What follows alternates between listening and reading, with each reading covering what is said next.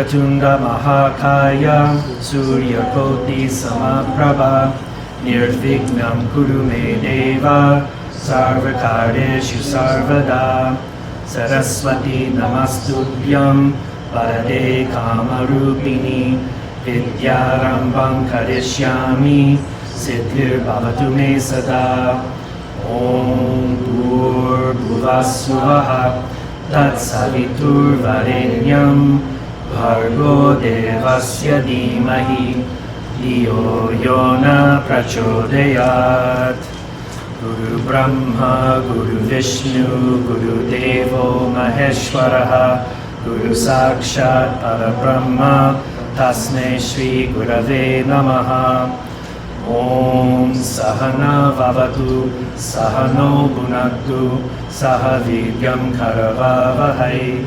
Tejasvinavaditamastu Ma Vidvishavahai Om Shanti Shanti Shanti. Alright. So everyone has their Gitas. Okay. So I figure we'll just dig in.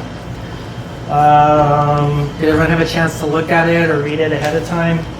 Yeah. Awesome. Oh, if everyone could just grab one of these. These are just little augmented thingies to try to help as we go through, just little things that I pulled out of other scriptures and stuff. So if everyone can take one, and you can keep it obviously.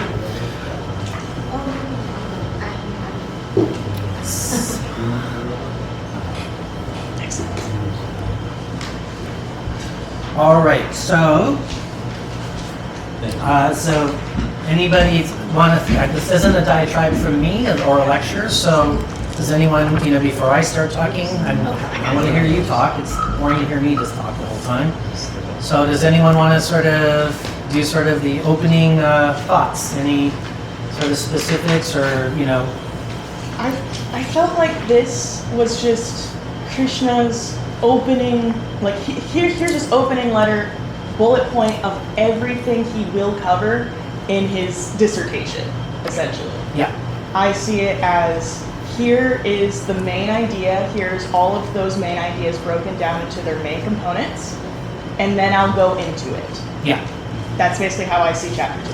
Yeah, I think that's a pretty good summary. It's kind of like when you write your essay, right, in school, and you do your 5-paragraph essay, and we have to make sure that our opening paragraph has all the point. The last sentence of the opening paragraph is going to do the 3 things that are coming in your body. It's really well structured. Yeah. So yes, it very much was like that. Anyone else have anything initially in terms of thoughts or in that sense? No. Okay. So so the name of the chapter is, so here again in the English, it's self-realization. It really, a better translation is the yoga of knowledge. So the actual Sanskrit word for it is Samkhya. Yoga is the actual title of the chapter. It's, again, for those of you, obviously, that might be a little more familiar with some of the Indian philosophies, it's, I think, important to point out, or just for so it's not confusing, is in this particular chapter, so there's a school of philosophy in India called Samkhya, which predates all of this. It's pretty much the backbone philosophy for Vedanta, for yoga, for almost everything. And there is more information on that comes later in the Gita, but this is not that. So just sort of, so Samkhya, so Sam in Sanskrit means correct or proper, and then Kya means knowing. So I think it's Krishna's attempt to sort of start clearing up Arjuna's clouded mind, right? So I'm going to give you the knowledge now, again, kind of an overview of this dialogue that we're about to have. And so it's really sort of that nature of the soul is, kind of that beginning piece of it. So, so the first, few, sort of, basically, verses 1 through, largely probably through about verse 10 is somewhat of a finalization / continuation of chapter 1, right? Arjuna's kind of in his last throes of his sort of, anxiety and his, sort of not knowing what's going on. So one thing that I've always liked, in this part is I love Krishna's. In fact, I love it so much I literally have it framed on I have like a framed picture of Arjuna doing this with Krishna in our house with this written beneath it. Kind of, for me, I've always gotten inspired when I'm feeling maybe like down in the dumps or discouraged or whatever, is verse 2 and 3, basically. It's like, Krishna's not pulling any punches, and he's just hitting him hard, right? So I'm going to read, this version is fine, but I like this sort of translation better. Once in this perilous position has come upon you, this dejection, unlike of an Aryan, meaning like a noble soul, heaven excluding and disgraceful, Arjuna, yield not to impotence. It does not befit you. Cast off this weakness of heart and stand up and fight. So I always love that. Like, it's inspirational for me when I am sort of feeling a little bit like, whatever. It's like, okay, get back on the horse. In terms of our spiritual journey and our sadhanas and things like that. Any thoughts on any of these verses? In terms of the first parts, where he's like, how can I bring myself? I mean, we kind of covered a lot of this last week. Any sort of other thoughts on that, in terms of that? I also really like how he is not comforting. He is, what are you doing? This is mean and unworthy of you. Arise. Right. That to me, like, I've been in those states, and having somebody with no pity for me is exactly the right move. Right. And I think that's exactly what Arjuna needs. No Right. pity, no comfort, just, what are you doing? Right. And so a lot of people will kind of take a lot of Arjuna's stuff and they'll interpret it as like, it's all this spiritual talk, right? He sounds kind of superficially like very wise in a way, right? I mean, if it were the modern day, Arjuna would be posting on Instagram, quotes, to justify his position. And you see that a lot, where you'll see a lot of people, quoting things or these kinds of sort of thought process to justify whatever their various philosophies are, and it all sounds really wise, but then it isn't really, and then what about thinking about, like, just to kind of go in where he's like, I don't know if you noticed, like, one of the things that I kind of picked up on was, sort of verses 4 and 5. If you notice the frequency that he's I, how can I kill myself? How can I do it? I don't even know, right? And so, like, is he sort of, in a certain sense, your mother or your mother-in-law, who will sort of, oh, woe is me, it's okay, I just won't eat, that sort of false martyrdom, right? Of, I'll just be a beggar, right? Like, he goes, it's like he's a king of sorts, or prince, I guess, and now, I'll just be a beggar, it'd be better, this false humility, right? And it's still very ego-driven, right? Because that's the ego doing that false martyrdom, right? In that sense. When your mother-in-law is doing that, it's not that she's actually being humble or self-sacrificing. It's a manipulative trick to kind of be guilt trip you, right? And I think in some ways Arjuna is sort of doing that in a certain sense, right? Yeah. I have a question. Yeah. In verse 4, who Bhishma and Drona? So Bhishma and Drona, so this is why you should come to Mahabharata movie night, little quick plug, next week. So Bhishma and Drona are characters from the Mahabharata story. They're his teachers. So the whole setup is that he's having to fight against not only his cousins, but his teachers who taught him the arts of war and all this other stuff. And so he's dejected because he has to go basically fight against his own kith and kin. And so that's the setup of this whole thing. And so symbolic, that's the external story. Internally, the whole symbolism, if we're going to read into that like a literature class, is I'm going up against the things that made me who I am. And maybe they're my lower tendencies, but they still made me who I am today. So my ego doesn't want to kill my lower tendencies because it made me who I am, right? And so therein is the conflict. Because I know I have to do it, but I don't want to do it at the same time. And so I'm wavering.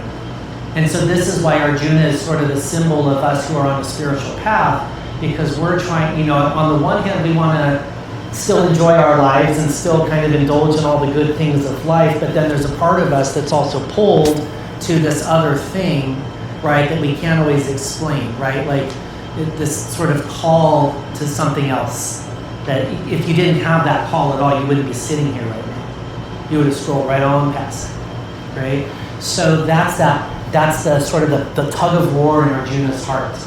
And so that's the setup of all of this. Does that make sense? Yes. Thank you so much. Of course. Anyone else? Yes.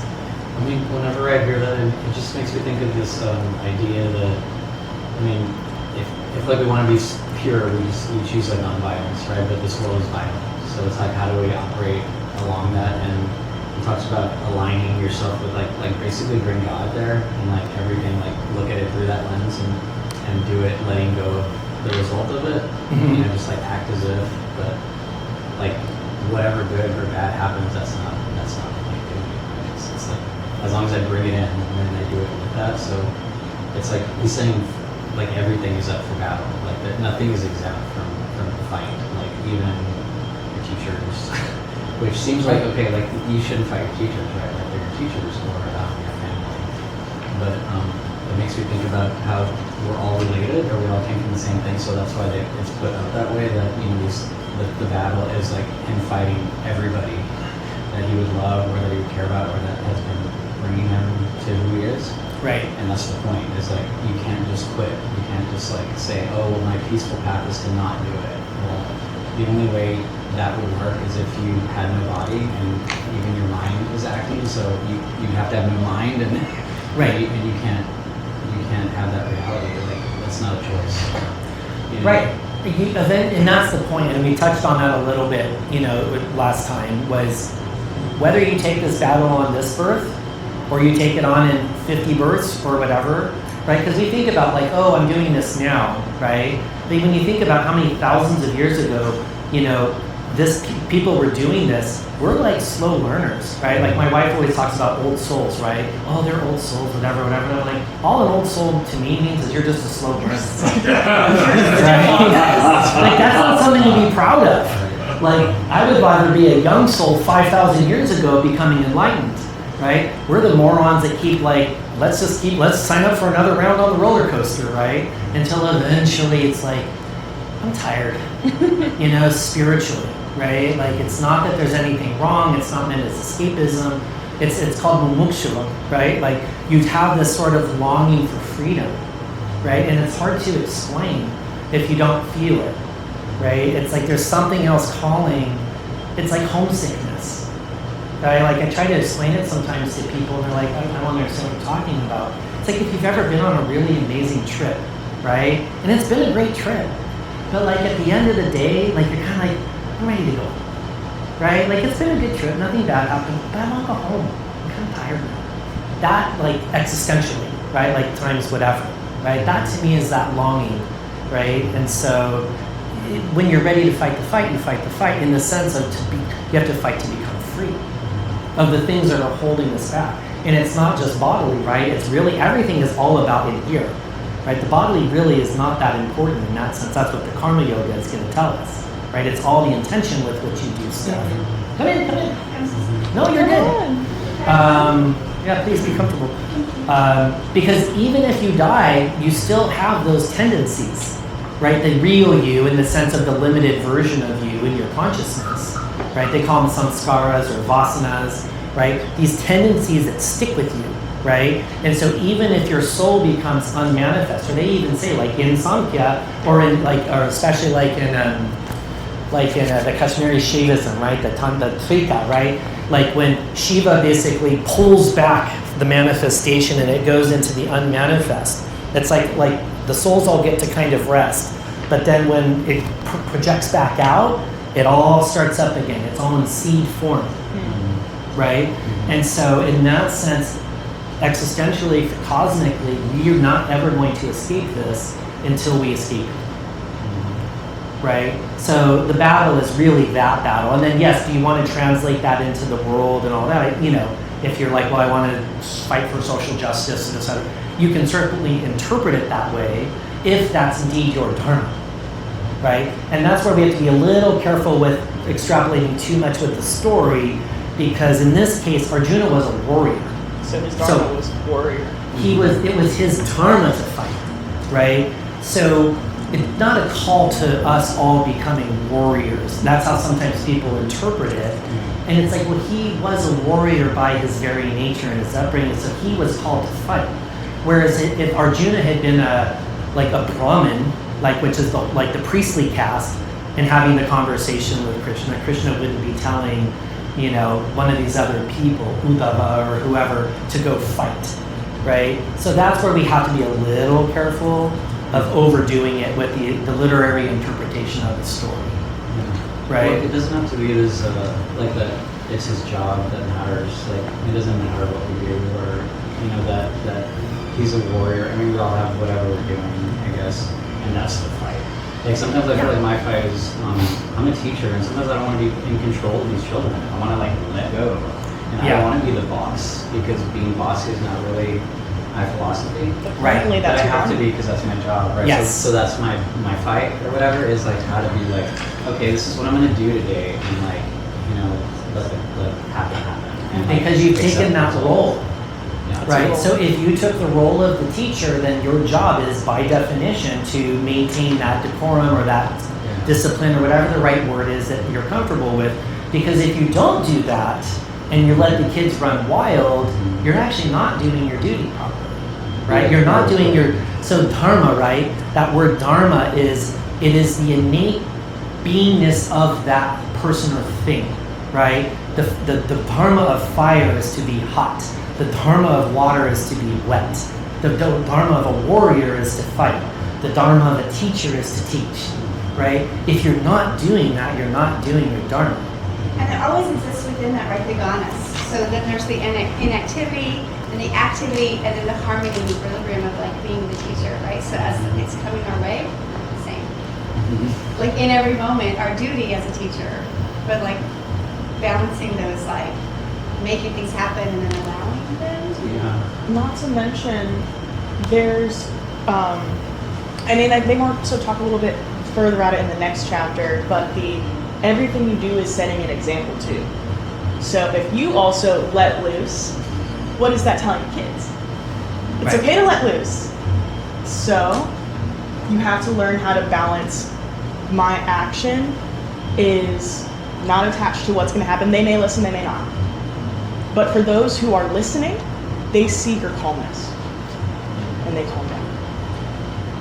You were going to say something? Thank you. Yeah, I was saying a similar thing that it is, we all have very tough situations all the time in our life.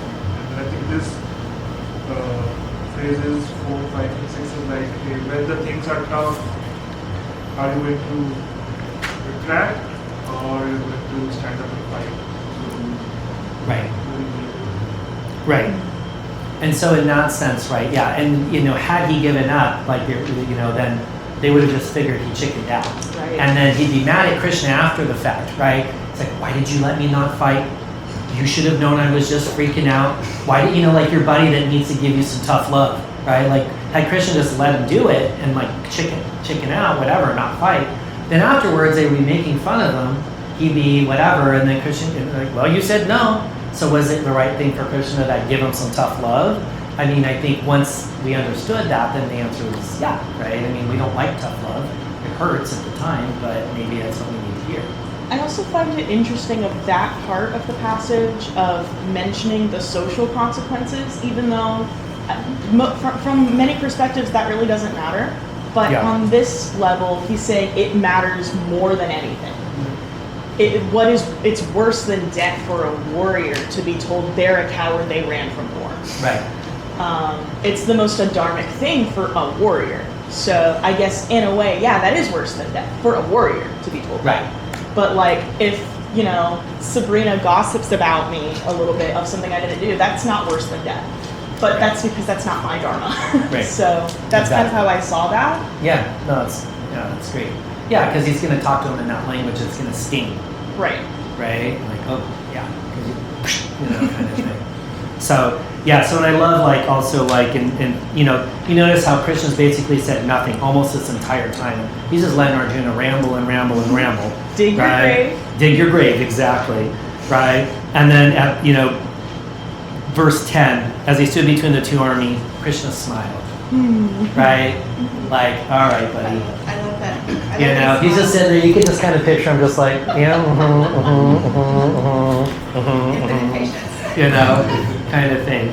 So, finally, Arjuna's kind of like shocked into sort of listening, right? And so then that, I think, then brings us to verse 11. And from verse 11 until, quite a while down is really kind of the second sort of section, which is really that overview of that Samkhya, that logic of the philosophy, right? So, so there's certain quotes that are always brought up, when you listen to various Swamis talk or whatever. And to me, like 11 to 12 are like, sort of notable, like on the notable quotables, right? It's kind of like with Christians, like John 3:16, right? They always quote that one, right? Like, and so this is one of those, right? And so, you speak sincerely, but your sorrow has no cause. Like, you're using all kinds of big words, but like, right? The wise grieve neither for the living nor the dead, right? There's never been a time when you and I and the kings gathered here have not existed, nor will there be a time that will cease to exist, right? And so what are your thoughts on that quote? Because this is really starting to introduce permanence of the soul, reincarnation concepts, things we kind of take for granted now, like, of course, but if you think about it, where did that come from in the Indian scriptures, right? Well, these are some of the places. Yeah. I just have a little question on what would be grieving for the living? Like, you get grieved for the dead, like when they pass away. But would it be like feeling sorry for someone who doesn't get it, or they're not like as aware, or like Any reason to pity someone. or like just somebody has pity? an addiction, or like somebody's Pain. not. Somebody's in pain. in pain and just so not to be sad or unhappy for either way, like just I don't know, just that idea. I guess I want to hear. Yeah, of course. Well, jump in. Yeah, so basically, like in Indian philosophy, if you are like living on this planet, that means you are manifesting some of the karmas of your past. So if you're not if you're not alive, that means you don't have any balance of karma left. So you're like, what's salvation? Like you are just Nirvana. Nirvana. You are into that nirvana phase. So basically your existence, that's why it is said that you have to pity the living.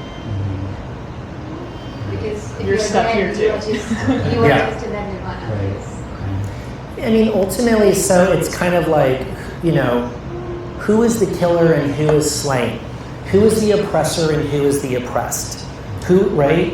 Who, when you want to look at these opposites, right, that we, in our limited view of, okay, I happen to be in this body with this sort of birth in this country at this time, whatever, and whatever is happening, right? But if we take if we zoom out, everyone who is being oppressed was the oppressor. At one point. At one point. Everyone who's being murdered was the murderer, right? When you look at it cosmically, it's now we're just going through, in a certain sense, that the karmic cycle, right? So in that sense, it's a terrible thing from our limited point of view, whatever the case may be. But like, is it really terrible from the cosmic point of view if it's allowing those people to sort of, let's say, get rid of some bad karmas from their past, right? I mean, you look at like the Indian airline that, crashed, a month ago or whatever, and it's awful, right? It's horrible. But in theory, big picture, they all signed up for that. For whatever reason, right? Their soul knew that was how they were going to check out of the hotel, so to speak, right? And so then, it's tragic from our limited perspective. So I'll give you a quick side story that they talk about this. So the very, very beginning of the Mahabharata, the super duper beginning, right? the way that like the whole thing gets set up, that really the consequence of this actually that sets everything, it's a perfect inroad to this thing, is there's this king Sanatu who falls in love with this beautiful woman who ultimately, unbeknownst to him, is the Ganga Devi, right, in kind of human form. And she's gorgeous, and she's like, hey, I'll marry you, but you can never question me on what I do, right? Okay. So he's so in love, he's like, sold, right? Here's no prenups, let's go, right? So as they're going through their marriage, one by one, she's having these sons. And one by one, she goes to the river and drowns them and just killing them. And like the king's like, dude, like what the heck? But he made the thing, he couldn't question her, right? And so finally, like on the sixth one, and correct me if I'm saying the story wrong. Eight. Is it the eighth one? Seven sons of Vasurs. Okay. Eventually he's like, I can't, yeah, so correct me if I'm saying the story wrong. He's like, I can't take it anymore, right? And so he's like, you know, he questions her. And so she's like, then she kind of reveals, and she says that basically the people that, the bodies or the babies she was drowning, basically it was a boon for them. They had so little karma left and to be liberated that they signed up to basically be killed essentially and finish it up, right? But because he questioned her, then the last one, right? She doesn't drown, but then she leaves. But from their perspective, because Right? she had the bigger So from picture, his perspective, it was awful, compassion. right? So who's But the- from their who's right perspective, and who's because wrong? she It had the starts to get a bigger little bit picture, more it was fuzzy. actually. And that's why compassion. if we start looking and changing our So our who's point of view, who's right then and it who's becomes wrong? It little starts to bit get a less little okay. bit more fuzzy, and that's why if we start looking and changing our point of view, then it becomes a little bit like, Our okay, business in some ways, it's like, well, we have no idea of knowing. So Does that like, make why would sense? we either? It's like Well, we don't some don't. See, we and don't I do understand like like- that's sad at all either way. Like, because you know what I mean? So this is one of the critiques Yeah. of the philosophy from the externals is that this philosophy then can So run that's the risk. so. of This is does one of the this make you critiques of the heartless philosophy and from devoid the of externals feelings, is and that you basically this become a philosophy statue then can run to the the risk of suffering of does others, this make right? you And this heartless and misinstruction and devoid of feelings, and you're misinterpretation of basically become a scripture. statue Because, well, if it's to all the their suffering karma, of then why do I others, have to help right? the poor? And this That's their karma, misconstruction and right? So that's the misinterpretation of the critique of it, where scriptures, it's because well, if it's all their karmas, then why do I Right, have so to help what do the you poor? think is the That's actual their karma, interpretation? right? So that's What the do you guys critique think? of it, where it What gets would you say? misinterpreted. Like we all have Right? So what do you think is the actual assumed interpretation? identities. What do you when guys we think are is, there in this like, world. what would you say? It can be a teacher, it can be a mother, it can be someone who takes care of poor people or whatever. We all have that assumed identity and we have to fulfill that. And but we have to perform the actions under the assumed identity with no reward or no anticipation that they will feel. I'm wondering if this part about not grieving the living is a warning to us when we think that we know something or we are at a certain like place within society. So it's easy to say like to go around my little town and say like, oh, I feel so sorry for those people that live over here that their little house is falling apart. You know, like it must be really hard to be them. But then I come here. And then there's these little mansions on the lake, you know, like, and I wonder, like, do those people feel sorry for me and my little, like, 3-bedroom, nice little house with my yard and my picket fence? Like, they must think, oh, that would be so hard to live, like, out there in that little 3-bedroom, like, shack of, you know, like where we are carry some sense of grieving, maybe. Or like those who aren't like where we are, and we maybe like to say like, well, that person is really, really bad because they're under this bridge over here and they have an addiction and they have like a lot of legal issues. But according to like this, it's like us grieving for those levels make no sense because that's really like where they are. Like I wouldn't, like I look at the mansions and think, oh, I would never want to do that. That's not. That there's no desire there. So how condescending or level of superiority that we might have looking down or grieving for people who are living through their dharma, whatever that may be, and finding doing that. I see it's like the grieving is more so a mistaken identification. Don't grieve for the living as the dead because technically there's no point. And like, it's not saying the grieving itself is bad. Grief is fine. Feelings are fine. It's just mistakenly placed. It's not saying that's how I see it. So yes, so I think the intent really is we grieve, Right. but we don't become grief. Yes. Yes. Right. So I think Yes, the it's intent tragic. really is Yes, We don't grieve, wanna be but we don't heartless, become unhuman grief. people, right? right. But we also, if Yes, we it's can keep tragic. The Yes, slightly- we should it's don't this want to thing be that heartless, pull back unfeeling view, people, Keep that right? knowledge. Then it's like, But we yeah, it's also, if we terrible. can keep But at the same slightly, time, it's I again that also pulled back understand that those are view, souls that and it's not like, yeah, it's bodies. terrible. Then But at the suddenly same my time, if I perspective changes a also little bit, understand that maybe those are souls it's tragic and, it's and not horrible and all of bodies, those things 110%. then suddenly But my it doesn't perspective pull changes you a little into the bit, and depths of maybe sorrow the same it's tragic way. and it's horrible Because and all also of if those you things think about it, like, let's look at 110%. these- But it recent doesn't pull you tragedies into of the flood depths of that we sorrow had, the same way. right? Because also, How if you much think more about is it, the like let's look grieving at these as the opposed to recent attachment? tragedies So of the flooding I that we didn't had. have anybody right? that died in the flood. How much And more while I is the certainly grieving as feel a result sadness of and grief attachment? for So the tragedy I that didn't it have was, anybody that died it in the didn't flood, and while I immobilize me certainly feel in the sadness sense of and to grief hit for as the my grief. tragedy Whereas if one that of my it daughters was, had decided to it be a didn't camp counselor immobilize for her me summer job in the there, sense of to the and she pit had of my drowned in the grief. river, Whereas if one of my daughters had I don't decided know to how be well a I'd camp be able to do counselor this for her right summer now, job there, right? and she Because had I have a drowned in the different river, like attachment. I don't know Right. how well I'd be able to do this right now. This may be like Right? focused on Because I have a different non-dualism, I guess, too. attachment. But don't you Right? also see like sadness and grief are just another way Krishna expresses himself? Which is what makes them more okay. Like, don't avoid them. That's just another expression.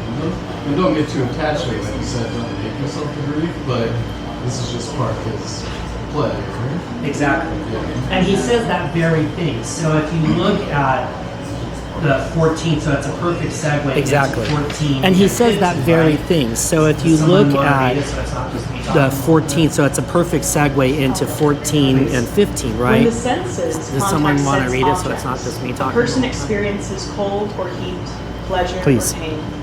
These experiences are fleeting. They come and go. Bear them patiently, Arjuna. Those who are unaffected by these changes, who are the same pleasure and pain, are truly wise and fit for immortality. Assert your strength and realize this. Right? So I think this is what he's saying, right? Like, this is the nature of life, right? There's going to be Joy, there's going to be sorrows. This is the up and down. This is just the nature of it. Bear them patiently. Huh? Bear them patiently. They come and go. Yeah. This too shall pass. Right. Good and bad. It seems Right. like grief is like an extreme version of sadness. It's like I think there's the level, like for me I hear don't go to that extreme. It's like it's okay to like I mean and I felt it happened, but then I knew that like 4 days later I was gonna go to Schlitterbahn and I started feeling guilty. I was like, should I be happy like enjoying my birthday present? Right. And then I started thinking about this and going like, okay, I need to let it go. They're probably off in the other realm, like in their astral plane, and everything's fine. Right. And I could let it go. So I didn't go to the extreme of grief. Right. But you know, I had a feeling of like, oh, it's sad, like the situational aspects of horrible, it. Like, yeah. I wouldn't want people to experience pain. Like, Exactly.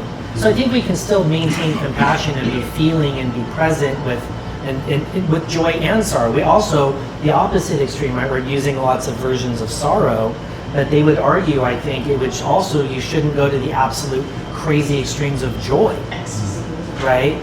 In that sense, because that too is fleeting, right? And so this is that equanimity, right? Because you have, that's where you'll hear this word detachment a lot. It doesn't make you unfeeling, it just, you pull just a little back, right? And you're watching the movie on the screen a little bit, right? And sort of all the world is the stage and we are merely players, right? And I think it's the buff, right? The point of view that you just pulled just a little bit back. Not so much so that you're uncaring, but just a little bit so you're not so subject to the highs and the lows as much. I personally experience it like simultaneous planes, Hmm. where you have to hold both at the same time. You have to hold the sorrow, the grief, the tragedy of how horrible and painful this really is. Really sit with it. Then have that detachment, have that greater view of understanding, and it's perfect, and it's within the design as it is, and there's work to do. So get on with it. We're not able to save those children.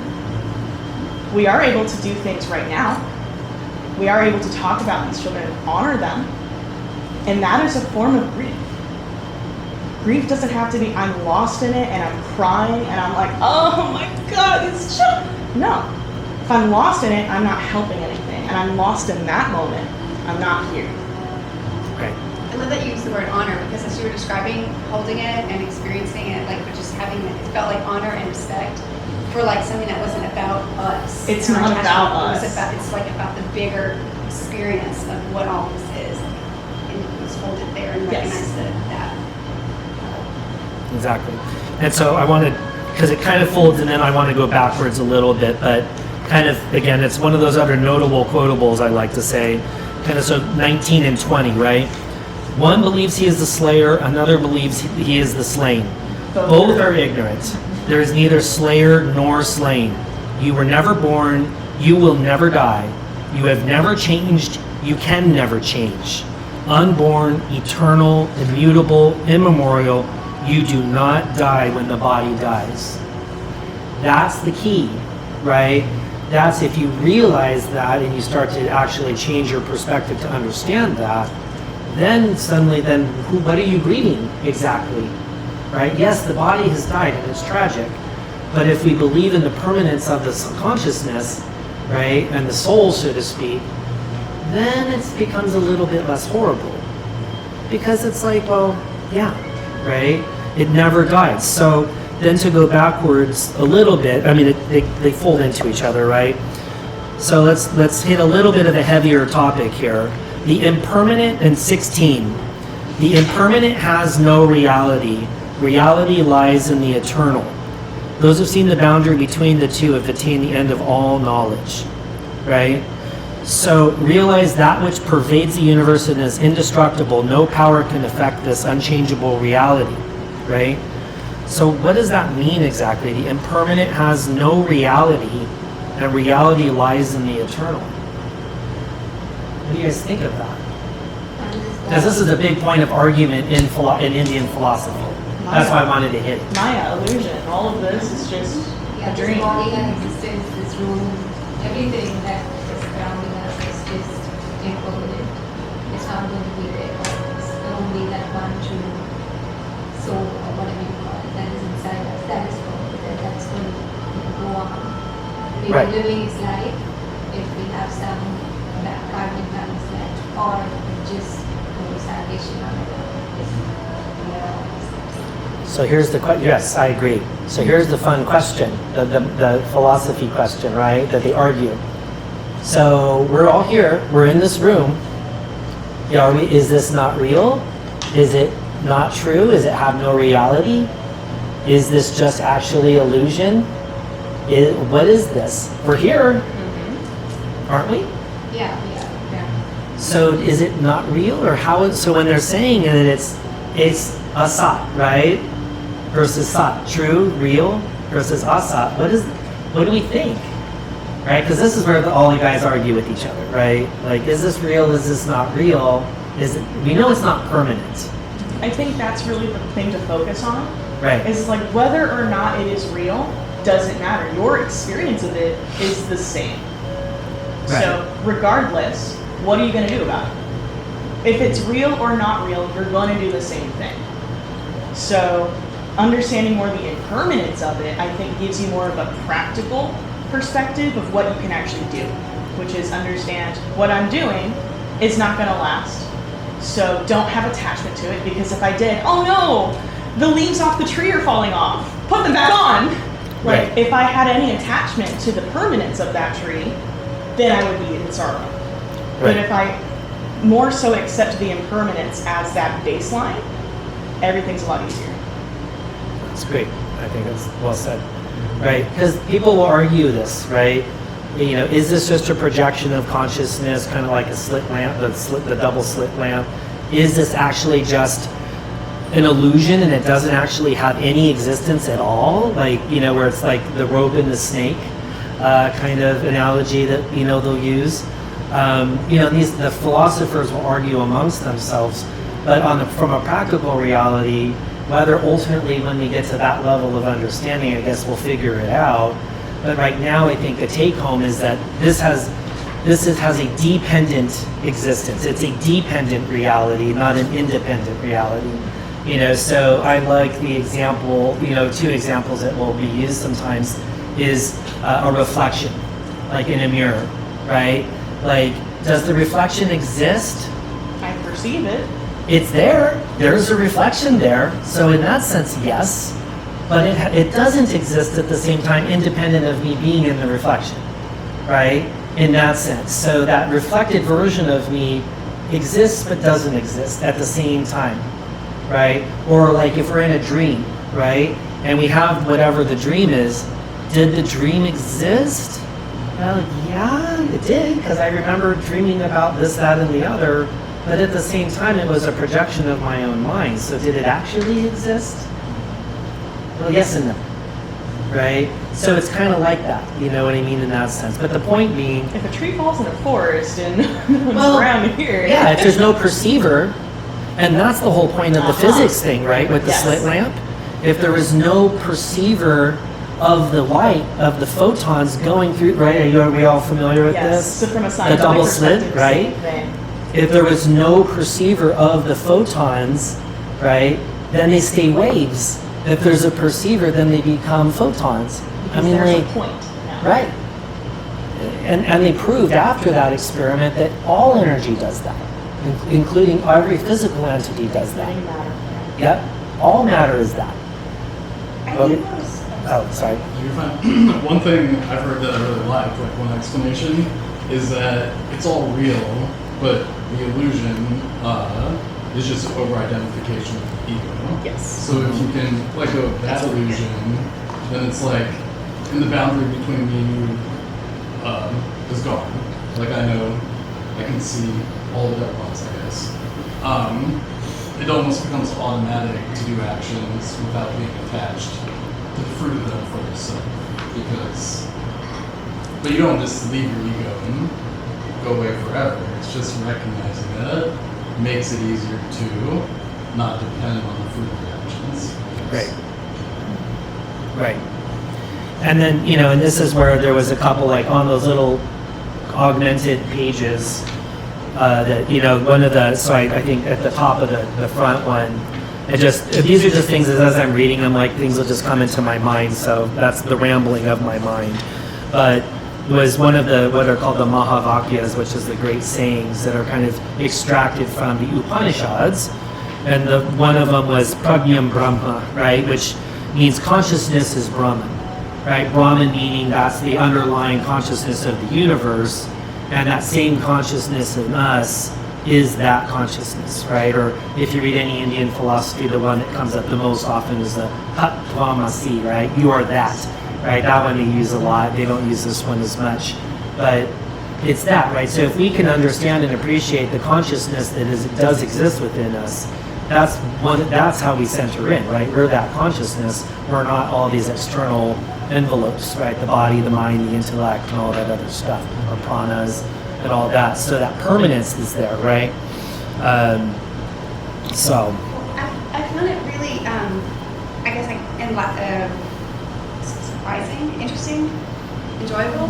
As I was reading this, because I felt like I was really cutting edge, you know, with like this whole like, states of matter and all the things and quantum physics and right, and then reading this, it was talking about these levels of consciousness, like kind of you were talking about, how there's the unconscious and then the dreaming state and the waking state, but there's also this other like higher form of consciousness that you're going to like run out the Brahman state. Right. And then it just made me think, everything I ever learned from Freud was just basically that, with the levels of consciousness and the iceberg. And this kind of reminds me of what you were talking about, right? The ego, superego. It's like, this is psychology that we've been talking about for 200 years, and it's been here for like the ancients and the Hermetics have been talking about the exact same thing. And it's just, Exactly. No, that's a great. Yeah, we were. Western psychology is where we're at. Yeah, Arzu was mentioning the same thing at lunch like couple weeks ago about Freud and everything, and the id and the superego and stuff. So it's all, yeah, it is. It's all kind of rehashed, I guess.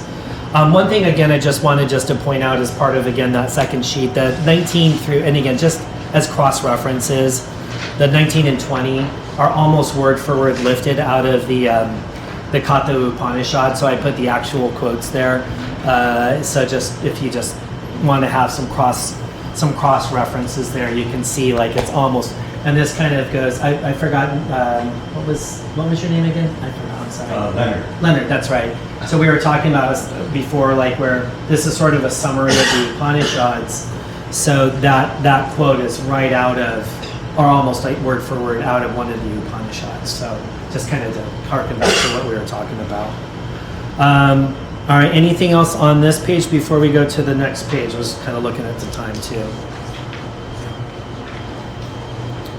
Okay, so then 22 is again one of those other kind of very kind of frequently quoted, and again harkening back to concepts of reincarnation. You know, as one abandons worn out clothes and acquires new ones, so when a body is worn out and a new one is acquired by the self who lives within, right? So we're establishing sort of this reincarnation philosophy in that regard, right? So again, we kind of take that for granted in our modern day. But just wanted to point that out as a frequently quoted passage, basically. And then as we go down, I don't want to dominate this. So any thoughts on any of the other sort of 23 through sort of 29 in terms of the self cannot be pierced with weapons, or any thoughts on kind of why those are delineated, or? I think it's just further reiterating that nothing can affect this. Right. All similar. Right, and he's kind of going through it too. Like, if you look at it, like if you look at the elements, right? Like the old kind of what are called the tattvas. Okay, the sort of the subtle elements that is ultimately behind creation, right? Then you've got ether, air, fire, water, earth, right? And so, weapons, are earth, fire, water, wind, right? So in a certain sense, without saying it, he's saying, hey, the self is beyond the 5 elements, even the subtle elements, right? And that's why when we're killing or killed, none of this is actually affecting the highest self, right? All right, and then what else is on there? How about like down on like 28? Every creature is unmanifested at first and then attains manifestation. When its end has come, once again it becomes unmanifest. What is there to lament in this? Any thoughts on that at all? Like, how does that work exactly? Unmanifestation, then you manifest, then you unmanifest again. Like, any thoughts on that? Manifestation, like our reality right now is our manifestation. Yeah. And then when this ends, we're now unmanifested. We're bodiless, I guess, or whatever else is out there. It helps me to see everything within its own cycle.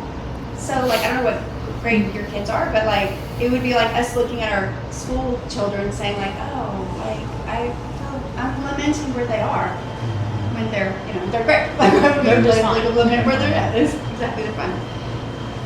Anybody else? Same thing and taking that then to the extremes of what is there to lament when someone has passed, and you understand from that other perspective of it's just the unmanifest. So from that perspective, I am not lamenting.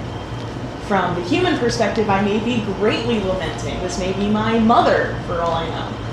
But from that perspective, she's unmanifest. It's the end of the cycle. What is there to lament? And Very my plain. pain, the lament that I feel is just Right. my place in my own personal cycle of That's everybody, learning about my own attachment and letting that thing go. I guess. Absolutely. Anybody on this side? So I don't know if you guys, I mean, one of the examples that's used a lot when you read all this stuff is the concept of the mud and mud in pots, right, or clay in pots, right, as used as a frequent example to help the mind. And again, these are always imperfect examples, but these are old, very classic examples. Is any, you guys familiar with it? You guys want to speak to it? I like using that clay, like, metaphor of the stuff that we are made of is clay, and when we are manifest, we're made into whatever the clay is made of, a pot, a figure, whatever, and then unmanifest, it gets put back down into its main stuff, becomes whatever it can be again. Right.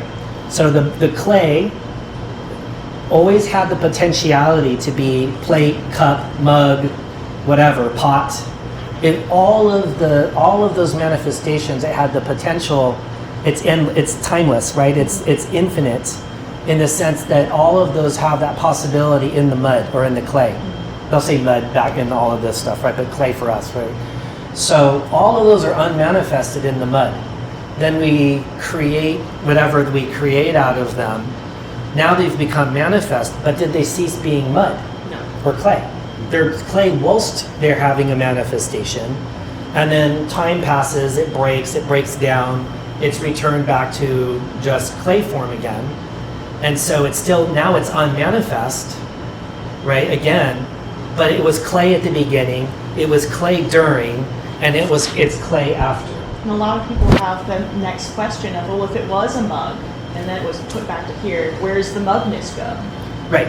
And those are many different fields of philosophy I love to talk about. I wonder, that's why a lot of these ancient cultures, we think, had this ritual of breaking pots, like when people would pass, or when times were ending, or when transitions happened, they would break these pots that are hard to make, I guess. Yeah. Any thoughts?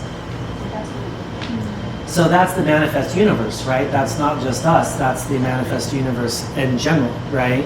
Whether it's accidental or it's intentional becomes a point of debate, right? But that's, I think, when you think of it that way, and we start to, or another example that's used a lot is the wave in the ocean, right? That's frequently used, right? The ocean is the background. The wave is just you're a wave and you're a wave and you're a wave and I'm a wave and we're all separate waves. And before the wave forms, we're ocean. Whilst we're a wave, we're ocean. And once the wave crashes, we're ocean. We never ceased being ocean the entire time. It was just that we had this temporary existence manifested as a wave of air. And you're a big wave and I'm a little wave and he's a clean wave and you're a dirty wave. In the sense of whatever superimpositions of waveness we've put on it, at the end of the day, it was all just one ocean, right? And so then if the wave crashes, Oh no. in that sense, when we're looking at it from the point of view of the ocean, as a wave, I don't want to crash, right? Because then I think I cease to exist, but I don't, right? I wonder why did Arjuna ask for more clarification? What do you mean by self? How did you come up with this whole philosophy that this doesn't exist, or manifestation or manifestation? Why did he go ask for deep explanation? That's what I was thinking. Right. Because everyone can interpret it in their own way, right? Any thoughts? Why does Arjuna keep pushing for more clarification?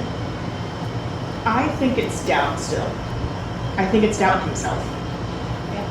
I think it's doubt in his own faith. Of what if my faith isn't enough? What if I'm not good enough? What if I'm not? I think it's self-doubt. Right. And then that's why Krishna would have to say just a little bit in 39, just a little, even a little effort towards spiritual awareness will protect you from the greatest fear. And it's his greatest fear is what he's paralyzed by killing one chapter? he loves. Yeah, that's He it. sees no purpose for that. Right. It's kind of like, why do we still doubt? You've no doubt heard various gurus talk. No doubt you know this, that, or the other, right?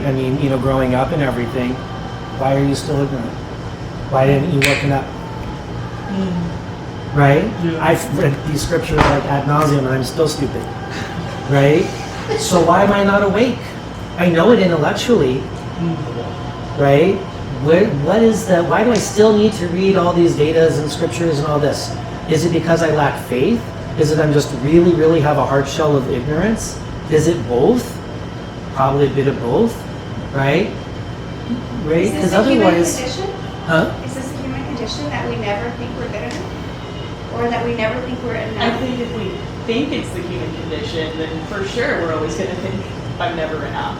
I Right. think he's trying to say, hey, wake up. That's not We the human identify with the condition. failures, with the successes, with our abilities, whatever's good or whatever's bad, too much. And it's a struggle. It's a constant struggle, everyday struggle. Yeah. That's why we Yeah. So, any last thoughts? I'm looking. It's noon. Time flies when you're having I fun. think he's at a crossroads, and I think he's finally ready to listen. Is how I hear his character, him as a person. I mean, otherwise, Krishna wouldn't be there, and the book wouldn't happen, right? He's finally like at a moment where he's like, okay, I thought giving up was an option, and it's not. So what do I do? Right. Like, please tell me and like help me figure this out. When the student is ready, the mentor hears. Yeah. Yeah. Exactly. That's Yeah. good. Yeah. So, yeah.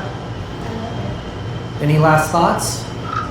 Before we now we did do, and wisely, thank you for your suggestion. This is a massive chapter.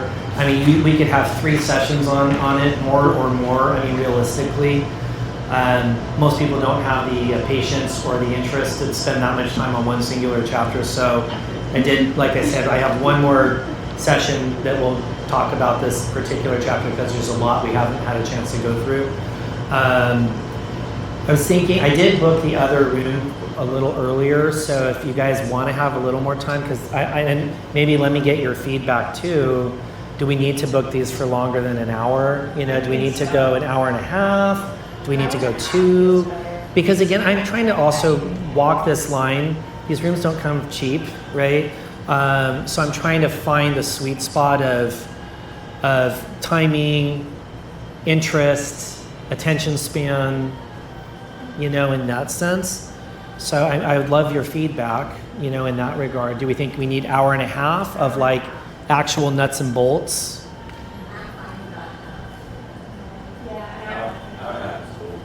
Okay. And then what I'll try to do, and then I've always kind of I've pinged off those extra 15 minutes to try to just let people trickle in, but do whatever announcements. So if we can kind of hit that, and then that way we'll really try to like start at that point. So if we can try to trickle in maybe 15 or so minutes before start time, that way any just chit chat or whatever we need to do, we can get over. And then at the start time, we'll try to start promptly in terms of the actual like the actual text and the opening prayers and all that. Does that sound fair and reasonable?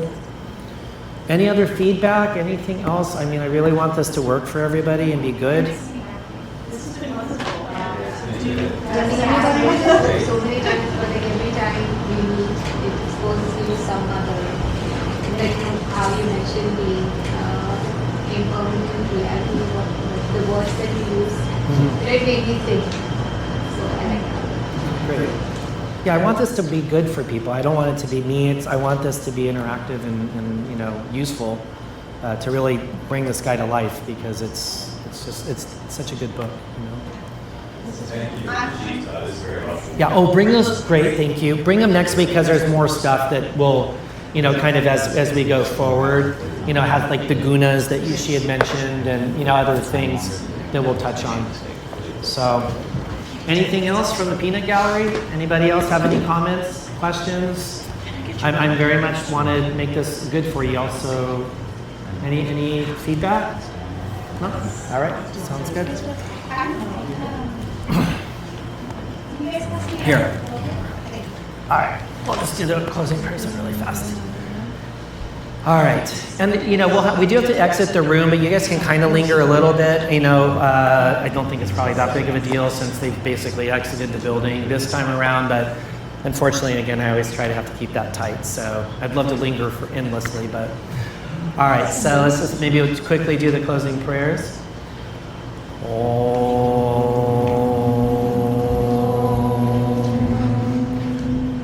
Purnamada Purnamidam Purnad Purnamudachyate Purnasya Purnamadaya Purnameva Vashishyate.